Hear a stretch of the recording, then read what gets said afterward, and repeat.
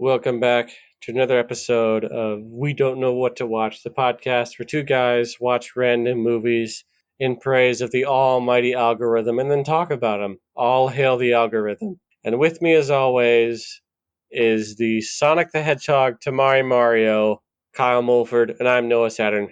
How you doing, Kyle? We don't know what to watch. And we're here to record podcasts and stuff. 1, 2, 3, 4. Kyle, what did we watch this week? Scott Pilgrim versus the world. So, all right, so before we start, what's your personal history with this movie? Have you seen it? Did you watch it back when it was in theaters way back when in 2010? I did. I don't remember if I saw this one in the theater or not, but I know I watched it the year it came out. And I loved it the first time I watched it. I watched this one at the midnight release in the theater. It was a great way to watch it because it was definitely like the perfect audience. Yeah. And what is this like the 10th anniversary, or was it 2010, right? So Yeah, and it was re-released in April of 2021. They did had a special re-release celebrating the 10th anniversary. okay.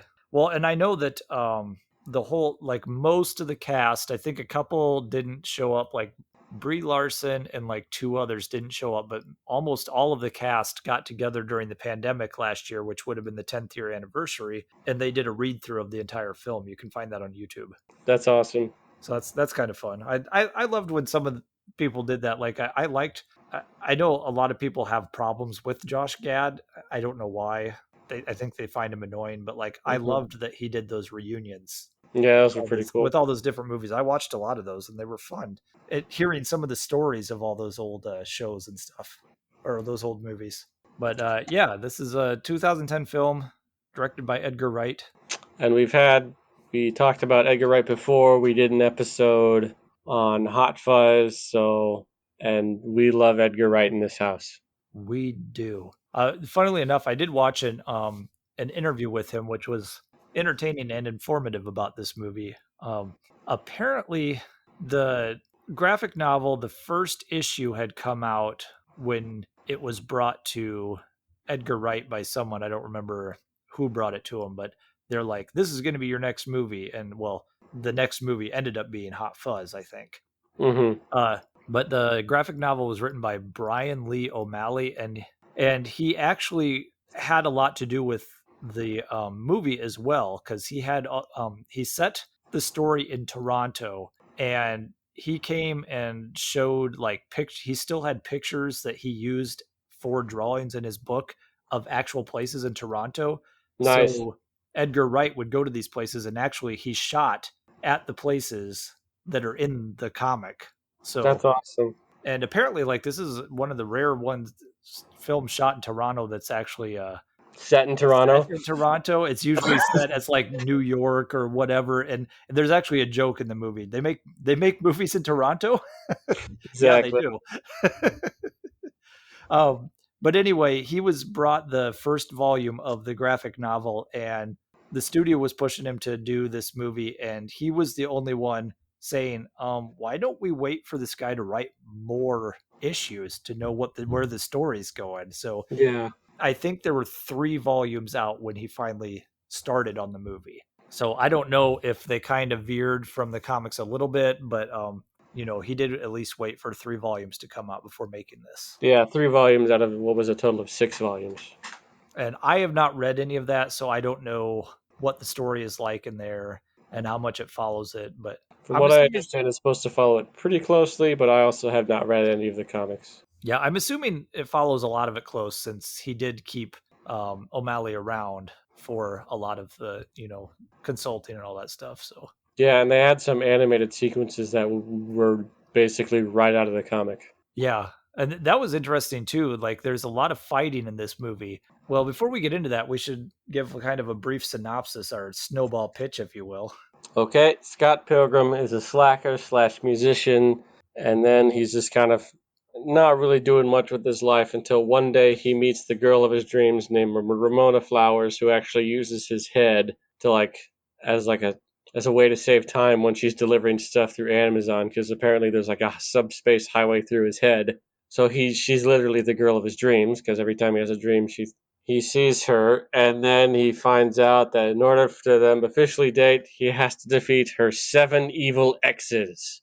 And it's Yeah. definitely very, very, very heavily video game inspired with video game jokes and situations. So, they even have like these Scott versus blank video game style fights where you see stuff like health bars, special moves, combos. They even with the before the movie even starts, the Universal logo comes up 8-bit with some like Nintendo music on it. Yeah, with like some chiptune versions of the Universal logo, which is pretty great. Yeah. Another thing I really enjoyed is the use of text on screen, and it almost reminded me of Batman, the 1960s Batman, where they had uses of text. So sometimes when like Scott would get punched by a bad guy, or he would punch a bad guy, it would just be like wham, cronk, stuff like that. And they use the I guess they use the graphic design. I really appreciated the use of text through this film, whether it be just lettering on screen to make it feel like a comic book, whether some of the framing and compositions were uses like split screens and they dividing up the screen to use of like comic book panels. Yeah, It's really great. and it was very inspired by video games, but it was also very anime slash manga inspired because it had like a very anime feel, but it had manga style, like stylings of the fighting and all that stuff. It looked like it was straight out of a manga rather than an anime, but like kind of a mix between the two because the words popping up kind of felt like manga words too. Mm-hmm. Yeah, definitely. I think a lot of that does come directly from the comic, and I know Brian Lee O'Malley's art style is heavily manga influenced. And it was the comics were actually released originally as like these 6 black and white volumes designed to look like a volume of manga that you'd be able to pick up at the store. Yeah, and the fights, speaking of which, what I was going to say earlier is one thing I learned in there was that they wanted to do as much practical as they could. So, yeah, they added the words digitally and everything, and then some of the background pictures and all this stuff. But, like, when they're punching and you see like a flash of light, Edgar Wright was saying that they actually had a clicker that sometimes he would use, sometimes he would give like to someone else to use. Every time a punch landed, they would click it and a bulb would flash. And that's where the light's coming from. So like that's actually legitimately like a practical effect, not digital. Nice. So I All kind right. of appreciated that, like the mix of practical with digital. All right, so let's dig into this one. I took a lot of notes, so we got a lot of things to work through. So first things first, we start with the video. I mean, this is from the get go. You can tell this is like a video game because it's 16-bit or the 8-bit Universal Studios logo. And then it goes once upon a time in Toronto with on-screen text, and then we see meet our hero. He's just like a regular guy, Scott. He's a slacker played by Michael Cera, who's pretty much doing the same character that he did in Arrested Development. Hey, 1 second. I think you might have covered your mic a little bit. I could hear you, Sorry, but it was better. not as loud. La la la la. Here's this. There you go. We can still hear you, so you don't have to start over. Okay. And he realizes Scott is also in a band. He plays bass for a group called the Sex Bombs with a guy named Steven and the drummer Kim, who also is Scott's ex girlfriend, and didn't necessarily end so well. And right at the beginning, we see things like how old are you now, Scott? 20, 28? He's like, no, I'm 22. And then this movie pauses, and then we see a little graphic that says Scott, age 22, rating awesome. And that's another thing that appears throughout the film, like Steven, rating blah. And then there's another guy, young Neil, who just happens to live at the house where they're practicing. I love young Neil.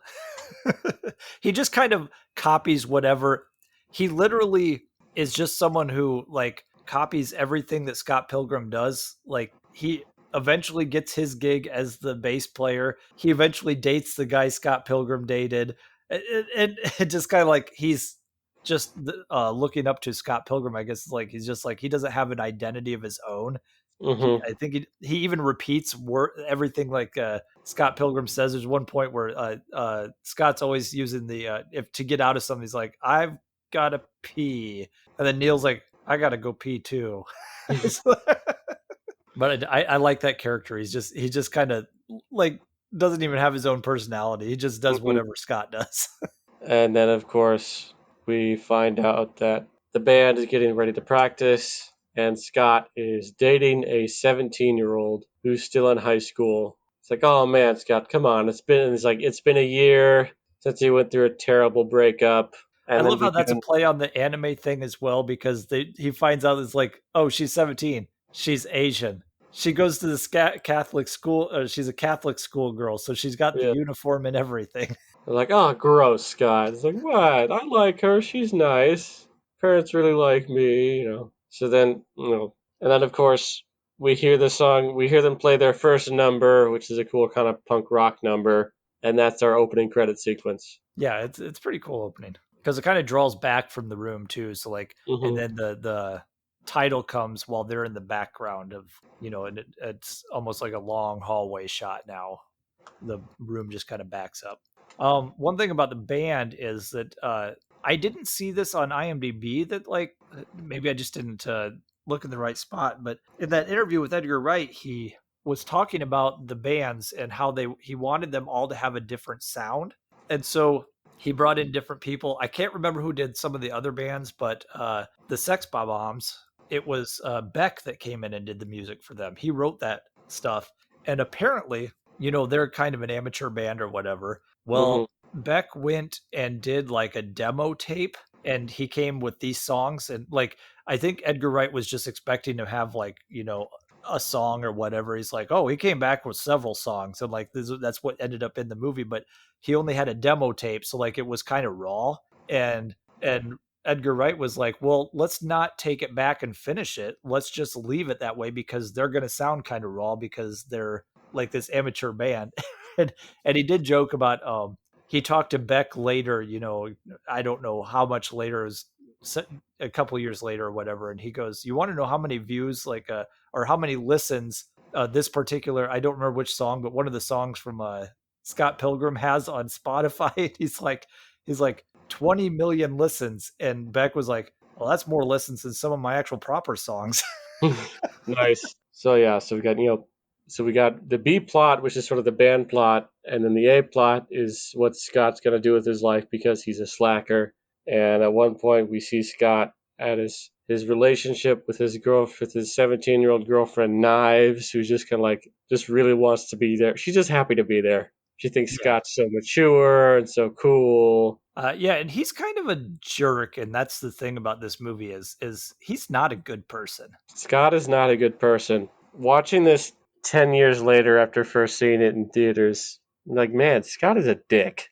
He really is, and I think there's a point to that because so he's dating Knives, and then he literally meets the girl of his dreams, and he starts dating her, and he doesn't break up with Knives because he's like, oh, this is too hard, I don't want to break up with the other girl, and so like he's technically dating them at the same time. Well, then that kind of plays into later and everything.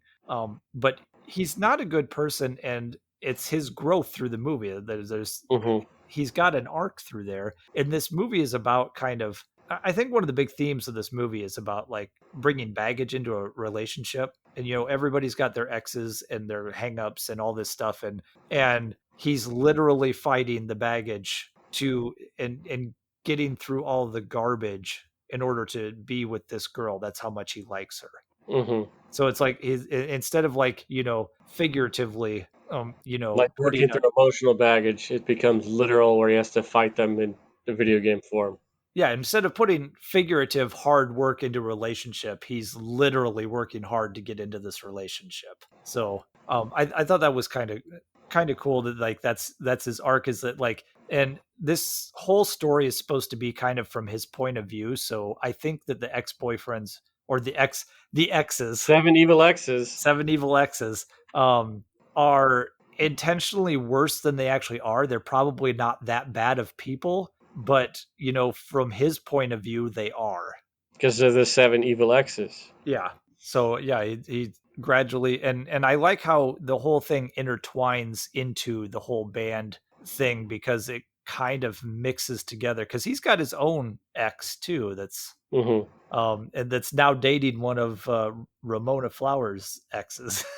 Yeah, and just for a moment, we'll talk about the cast as they come up, but this cast is absolutely top stacked. So many good people in like smaller parts. Yeah, and I think Edgar Wright, the only one he really knew for sure was going to be Michael Cera, because he said that he didn't want like your typical like young Zac Efron type who looks like he could hold his own, because he wanted it to be funnier that Scott Pilgrim is all of a sudden like this badass who can fight all these things, because it's going to seem funnier because he's kind of someone who looks like he probably couldn't beat these people. Yeah, he's like a skinny beanpole. Yeah.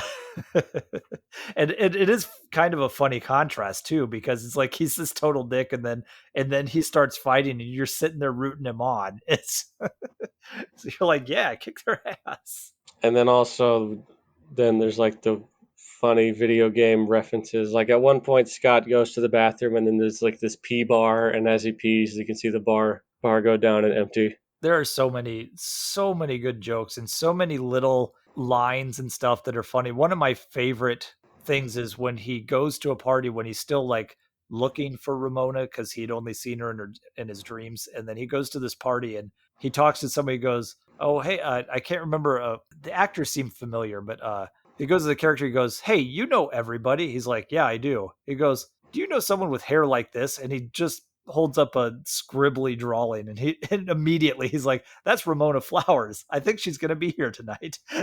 Nice. So many little great little lines like that, and fun little lines. Yeah, and also Edgar Wright. I love his editing, and I love who he works with for his scene transitions, because it's almost always like a match cut or some sort of gag or some sort of joke in almost every single cut in the film. And it can seem pretty rapid fire at times, and that's on purpose, just for the kind of the rapid fire nature of a lot of the jokes that he goes with, at Yeah, least because in this film. the dialogue is so cleverly written, because it's where the transitions are. The next line would fit in the previous scene, and it also fits in the scene that they're in. So it's like the dialogue is continuing, but it's a different scene. And Yeah, it makes sense because that line would fit in both places. yeah, And so good like, uses of dialogue as sort of like a bridging sequence. yeah, and that's one thing that Edgar Wright really, I really love about him, is his editing style and his transitions Hmm. are wonderful, and everything just like his other movies. And we talked about Hot Fuzz. A lot of stuff that happens in this movie gets called back later in the movie again Hmm. at some point. And we briefly see that, and then Scott goes home to his apartment, and we see his roommate Wallace, who just happens to be gay, and I love Wallace so much He might be my favorite character in the whole movie, because he's played like the by one Kieran kind of Culkin. he's like the one stable personality. Yeah, and he's just so blasé about everything. He's like, oh, like when he has to fight somebody, he's like, fight, It's like and then beat him up, Scott. it's, and the scene. Well, let's talk about some of the exes then. Also, there's we've got the first one. I don't know who the actor was, but Hmm. he comes in and the character's name is Matthew Patel, and he's got kind of like this Indian dance, and he's got he's got these seven, or not seven, just these hipster demon chicks that he Yeah, calls them. And then the next one was Lucas Lee, who's like this skateboarder turned like action star, played by who's Chris Evans, played by Chris Evans. and he was great because he's all talking like real badass. Is like, I'm gonna beat you up. Like he's got like the telephone scene in a movie scene somewhere where he's like, Like I love his fake movies and his fake acting scenes. the first click you hear is gonna be the click of the phone. The second one is gonna be the click of my gun. Yeah, stuff like that. And then like Wallace also happens to be stalking him because he wants to sleep with him. And then so another thing I really like is that Scott and Wallace share a bed with Wallace's boyfriend is there too. He's like And it's different boyfriends throughout the whole movie. it's like says like it's Scott like there's it's all one shot. Scott wakes up like wakes up from a nightmare. Wallace wakes up what? And then like Scott and then next to him is like other Scott who is Other labeled Scott. as Wallace's boyfriend. It's like what? So then they all wake up for the scenes like I think I saw the girl in my dreams, something like that. Well, and I like that running gag where it's like he's seeing so many different guys, and he's getting on Scott about dating two girls. He's like, "You better break up with Knives, or I'm going to tell her about Ramona, or I'm going to tell Ramona about her." And then you see one of Wallace's boyfriends come out of the bathroom, and it's a different guy again. He's like, double standard, and he's just like, "I didn't write the gay handbook." Yeah, Wallace is the greatest in this movie. Yeah, and also Aubrey Plaza shows up in a couple scenes as a character named Julie, who's just who's there to be mean to Scott. It's like, no, whatever you do, don't ruin my party. Ramona's like coolest chick here. Don't try and date her. Um, And Another Anna fun, Kendrick is there briefly as Scott's younger sister. yeah, Anna Kendrick. She pops up here and there, kind of reprimanding him also because Wallace keeps texting her about every detail that about his sex life and who he's dating and everything, and she comes and reprimands him. Fun fact about Aubrey Plaza is Edgar Wright was saying that this may not be the first thing that she was in, but he was the first person to cast her in Hollywood in anything, Nice. and it was for this movie. Because then after this, she got cast in like Parks and Rec and stuff like that. So I think this might be the first thing she was cast in Hollywood. Way to go. She's been doing great. Yes, she's always got the kind of the dry, deadpan. She's very good at that dry sort of deadpan sense of humor, and she's very good at playing mean, especially in this movie. And I like the whole running gag with her and the swearing. Like every time she swears, she gets bleeped out. How are you doing that with your mouth? Yeah, and then Scott notices. This is the best part. Notices the bleep, and there's like it covers her mouth with like a little bar, so you can't even read her lips. Yeah. Yeah. So, well, then back to the exes. The next one that he runs into in an alley is the first female ex, Yeah, and she's got like these weird like zipping around powers and whatever. like she can teleport almost like Nightcrawler from the X-Men. Yeah. So, uh, and he's like, I don't want to do this right now. So she's like, okay, well, I'll be back, and you won't see me coming next time because I'll be stealthy next time.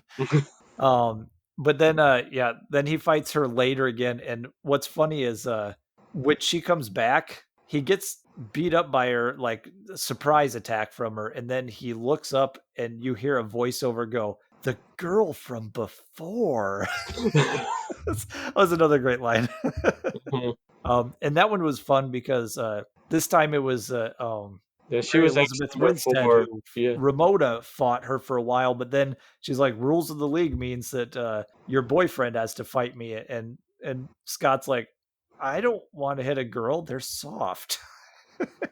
And but so then this fight was cool because you got Ramona like moving Scott's arms for Yeah, him it's like to hit her, standing behind him and then like holding his arm so that he would punch. and then he gives her an orgasmic death. Well, before that, and every time an X is killed, they turn into coins. Kind of like how a video game, every time you defeat an enemy, you get a coin. Like every time you jump on someone in Mario or something. Yeah, and it progressively gets more and more coins and more points too. Like the point tally shows up on the Like the screen. first X is destroyed, and it's like, oh man, there's not even enough money for the bus back home. 240. Exactly.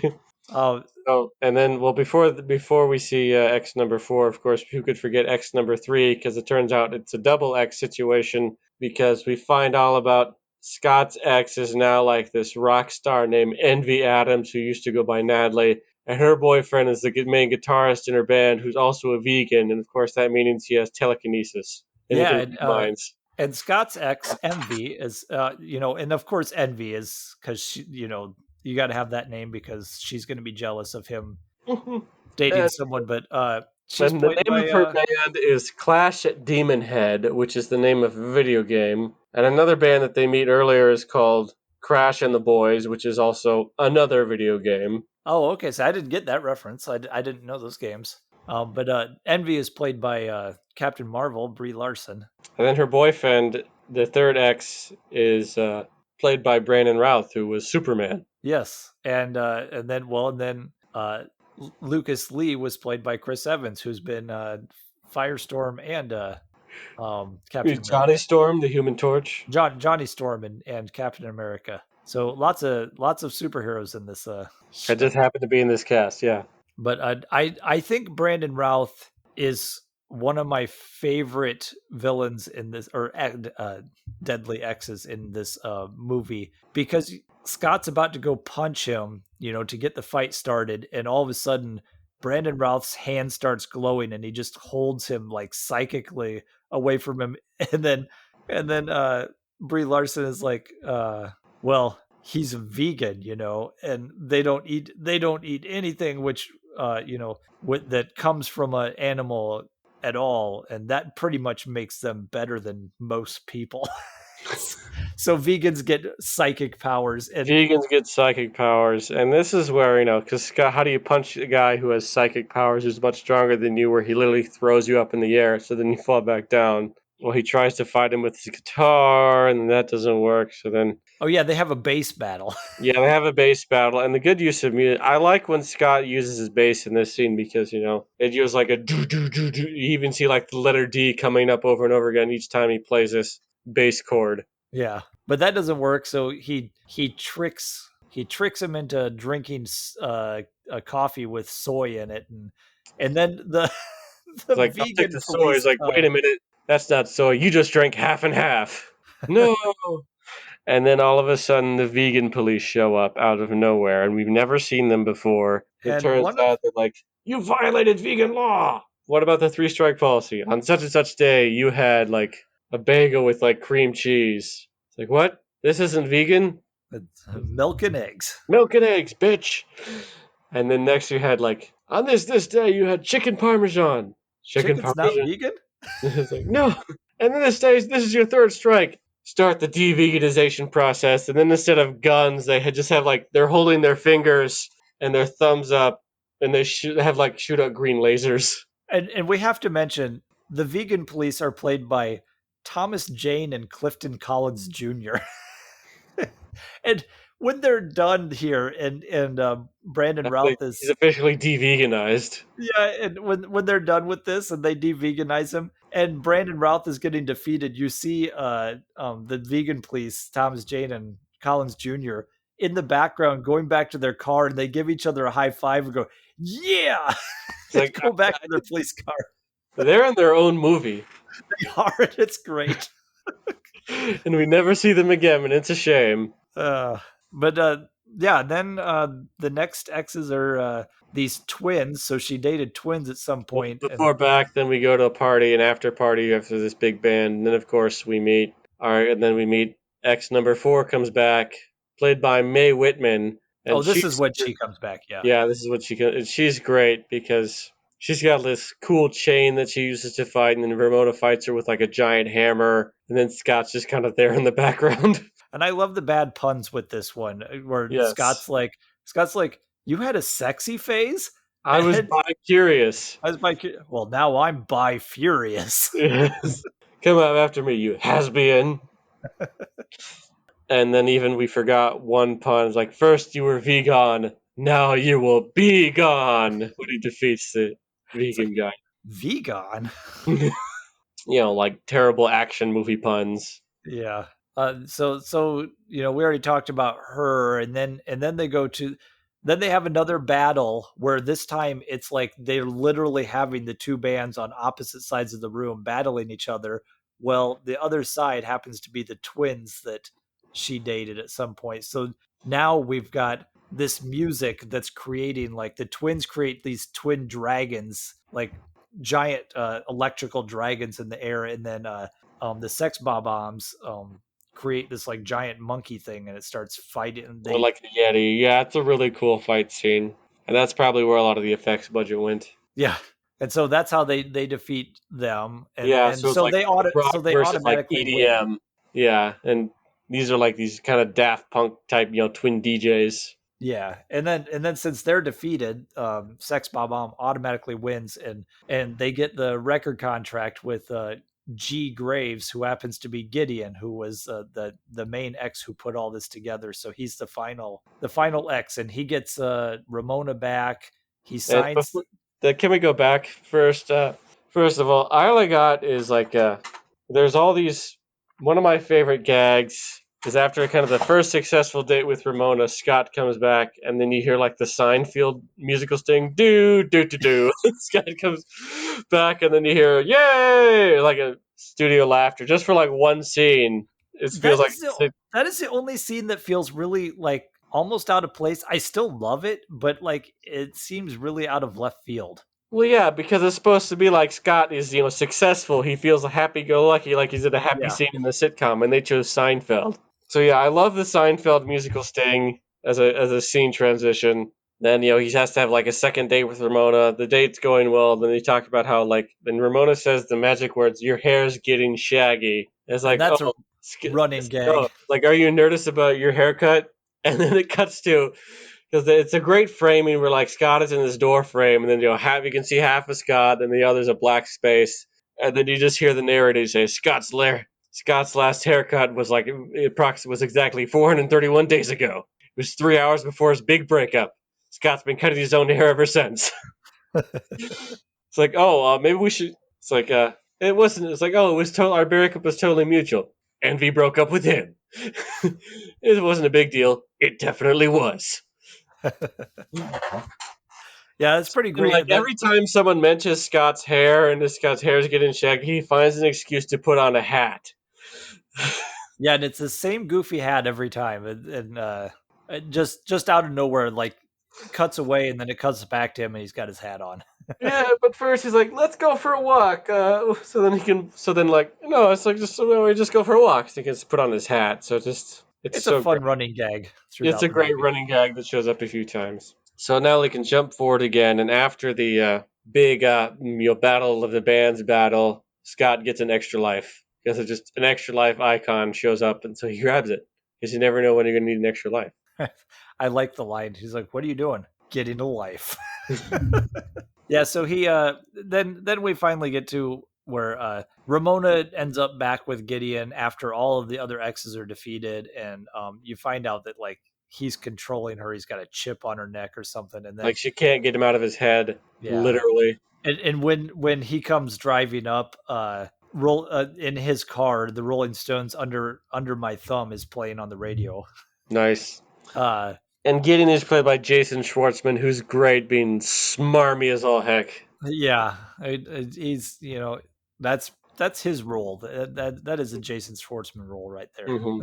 Um, And he's having so much fun. but he also signs the band, and this is where Scott's like, I would never sign with you, and so Neil comes in and is like, I'll be the bass player. Yeah, So and he also started dating Knives at some point because in the Knives was movie. trying to make Scott jealous. Yeah. It didn't work.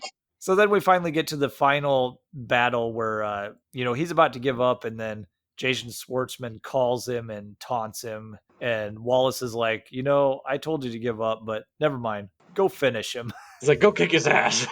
He goes to fight him, and Well, first he sees like a guy at the password. He's like, what's the password? no, Accepted. he goes, whatever. Whatever. Oh Second yeah, that's right. comes through. What's the second password? Accepted. And it comes through. It's like, find out Sex Bomb is kind of sold out, playing at this big party. It's like, you want to fight me for her? Yeah, I want to fight you because I love her. And he like Scott her in the power of love, and like he finds like a giant like flaming sword comes out of his chest. Well, and I like when he walks in, since the band sold out and they hate it. Their song, they're actually literally singing, "We're not having any fun. This isn't any fun." Yeah, he gets in a big fight. He gets in the final boss battle with Beats up a bunch Schwartzman, of goons, coins everywhere. and then Schwartzman gets the upper hand and kills him, and says, "You can't beat death." And well, he has an extra life, so he beats death. Yeah, something shows up, he's dead, and it's like, oh man, I almost learned something, but now I'm dead. Also, there was another like the big final fight where Knives comes back and tries to like kill Ramona. It's like, no, don't do that. Yeah, because that's when Scott. that's when they find out that he was cheated on both of them right before he dies. And then the film kind of like rewinds, and then Scott gets one more chance to go through the boss battle. And he goes like, "What's the first password?" "Your hair looks stupid," and the guy explodes, and then he fights the two other guys, and he comes back. And then I love the first time he enters it, like he sees like there's one guy in the background. You can hear him say like, "Oh, their first album was much better than their first album." Yeah. Second time he goes like, "The comic book was so much better than the movie." Yeah, and that was actually the same guy who knows everyone. Yeah, so of course he'd be at that party because he knows everybody. Exactly. Yeah, so well this time he goes when he gets his second chance, he goes up and fights and Schwartzman is like Gideon is like, "You want to fight her? You're are you fighting for her?" And Scott's like, "No, I'm fighting for me." Scott has Scott has earned the power of self-respect. And that's more powerful than the power of love. Apparently. but but yeah, this is his big character arc coming to fruition, where it's like, he's upset at all these exes, but he is just as bad as the rest of them, So he if says not to worse. Knives and to Ramona's like, "I'm sorry." This is he give finally is honest with himself and with them, and like, "I cheated on both of you, Yeah, and I'm sorry. You both deserve much better than that." and what I I think love about that is at the end when he defeats Gideon, then you hear Gideon's voice and from the ether, and he's everything's like, happy, "You blah blah blah. defeated me, but can you defeat yourself?" And all of a sudden, Nega Scott comes Like in, and like a black and white version of Scott with red eyes, like negative Scott. you fight, and then he's like, "Okay, I've got to fight this on my own." So the girls go wait outside, and then he comes out and he's like just chatting away. He's like, "Oh no, he's really nice actually," because of course the regular Scott is the dick, so the Nega Scott is going to be a nice guy. Yes, But the regular Scott has learned a little self respect, so like now he's becoming nicer. So they just got along like gangbusters. yes, And then at the end he gets the girl of his dreams, and they go off into some portal door in the middle of the street yeah. Which may or may not lead to Ramona's apartment. because it's warm there. Then at the very end, you go up to the sky, and then we see like continue 5 4 3 2 1 0, and then the credits roll. Yeah, there's so much great about this movie, and just like a lot of Edgar Wright films, the editing, the transitions, callbacks and stuff. One thing about the fighting is we talked about how every fight was different, and Edgar Wright got his inspiration for this from like old 70s kung fu movies and like Jackie Chan movies and stuff, where every fight came, you didn't want it to get stale. So like, especially with Jackie Chan films, every fight would be like a different fight, differently choreographed with like using different props because they're in a different location. So he brought in a choreographer, and he wanted every fight to be different. So we had one where it was being used by the literally the bands battling. One was the girl fight, so then Ramona is controlling Scott. One is psychic powers with the vegan. Like every fight is a completely different set piece and a completely different choreographed fight. So it feels fresh through the whole film. Yeah, it does a lot of nice visual variety, a nice fight choreography variety, and he makes sure to uses a lot of like a lot of like sort of stationary camera with a lot of wider angles, so you can always see where the action is going on, and the action typically takes place in the center of the frame. Yeah, and the jokes never stop in this movie. There's constantly some, and there's some things that like if you blink you'll miss them. Just little things here and there, visual and auditory jokes throughout the whole film. Yeah, one of my favorite sound cues is like, "Oh, you broke up with like, yeah, Kim and I are okay right now," and it just shows a close up of Kim, and just kind of looks at him. You just hear like see even like some microphone or some speaker feedback. Yeah, It's like, "Argh." it's really, the whole movie is very cleverly put together, and I mean I guess we can go on to recommendation, whether you recommend this film, and if you couldn't figure out whether we did or not, I don't know what you just listened to. Yeah, I highly recommend this film, and I really like the point you brought up about the Jackie Chan. Especially when Jackie Chan's Hong Kong days, like in the '80s and the '70s and the '80s, Yeah, because so that's very heavily inspired, and to the point where when Criterion Collection released a collection of like the first two police story movies by Jackie Chan, it came with an introduction by Edgar Wright. nice. Speaking of that, it's been a while since I've seen many Jackie Chan, but like I think going into recommendations, I was racking my brain on this one, and you know what? Because of all the different fights and everything, I'm going to recommend doubling this with a Jackie Chan, and I'm going to go with one that I've recently watched that was really fun. Was Rumble in the Bronx. Nice. Which was Eh, also shot in Canada. yes, that's true. So, yeah, I think it'd be a good double feature to watch this with a Jackie Chan feature. A completely different kind of feel, but going with the theme of all of the fights being kind of differently choreographed. Mm-hmm. Yeah, that's another great. So yeah, for our double feature segment, we both obviously like this film, and you said you Rumble in the Bronx. I think I'll go in a different direction, pair it with another Edgar Wright film. But the film he did after this one, The World's End, which finished the Cornetto, the Three Flavors of Cornetto trilogy, Yeah. where he reunited with Nick Frost and Simon Pegg. Simon Pegg. Yeah, I can remember Simon Pegg for some reason. Yeah, that whole Cornetto trilogy is great. And obviously go back and listen to our Hot Fuzz episode because actually Hot Fuzz this one ranks right up there, but Hot Fuzz is still my favorite Edgar Wright film. And Hmm. this one is right up there, probably followed by Baby Driver. Nice, yeah. I'm really interested to see where he goes next because I know he's got a documentary coming out.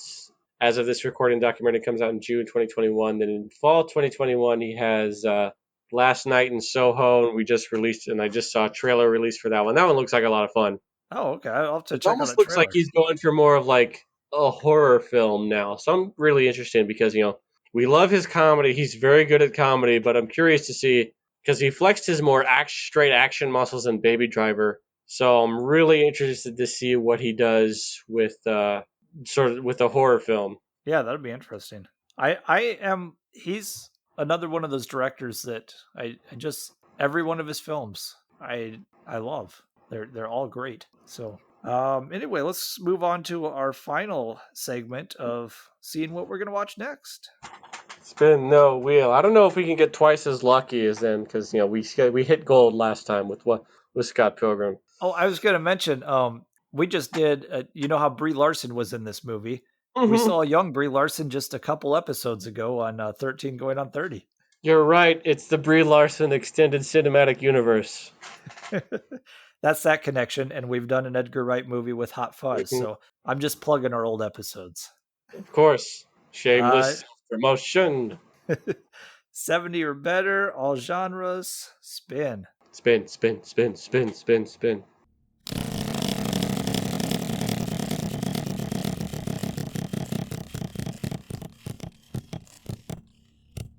Oh, this'll be fun to talk about. Okay. When Ripley's life pod is found by a salvage crew over 50 years later, she finds that terraformers are on the very planet they found the alien species. When the company sends a family of colonists out to investigate her story, all contact is lost with the planet and colonists. They enlist Ripley and the Colonial Marines to return and search for answers. This movie is definitely it's It's Allen's the it's sequel to Allen. it's Mac and me. Yes, Mac uh, 2, Revenge. Revenge of the Big Mac. Nice. Uh, we got Aliens from 1986, directed by Some guy named Jim. Jimmy Cameron, Jimmy James Cameron, Cameron. Yeah, little Jimmy Cameron. This is on IMDb TV for free. nice. I will be of course watching this on my off of my Blu-ray collection, and I'm wondering if there's commentaries I can listen to on there. Hopefully, that what always makes for a richer experience. Yeah, so that'll be exciting. I actually just rewatched this one recently, and oh boy, this is Alien is a classic, but Aliens I think is a much better film. Like Alien can get a little slow, Hmm. so I'm excited to talk about Aliens. Yeah, I'm sure that film has not had any influence on sci-fi genre or video games in any sort of way. Isn't that right, Contra franchise? Not at all. I recently downloaded Contra onto my PlayStation 4 because that was a game that I think I've played the original Contra more times than any other video game. And I realized that like, boy, all of a sudden I can't play it. When I was a kid, I could beat that entire game without dying. Nice. Repetition, right? Yep. and I still have the end thing memorized. I could cite it to you right now. Congratulations. You've destroyed the Vile Red Falcon and saved the universe. Consider yourself a hero. I do consider myself a hero, but I'm going to use the Konami code. Of course. Up, up, down, down, left, right, BA start. Oh yeah. And I knew my Nintendo. I had a subscription to Nintendo Power magazine when I was a kid. nice, you nerd. I still have the big black official Nintendo like Power guidebook that has like maps for like Metroid and Zelda. It had a big fold out map for Zelda. It had maps for Super Mario Brothers Nice. levels. And if anybody remembers that when they had a subscription to Nintendo Power back in the mid 80s. But I digress. All right. Well, you can find us on social media. You can find me on Twitter at Noah_Saturn. That is spelled Satern. And you can find me at AwesomeKM. And you can find us on Instagram at We Don't Know What to Watch. Email us, we don't know what to watch at gmail.com. Like our video and smash that like button and subscribe and post Whatever. comments and tell us we're Engage the algorithm. tell us we're awesome. Tell us we're stupid. I don't care. Yeah. Get in the fight in the comments. And until next time, if your life had a face, I would punch it. I gotta pee on her. I gotta pee on her. I love the wheel of excuses.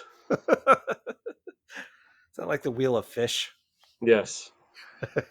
All right. Bye bye.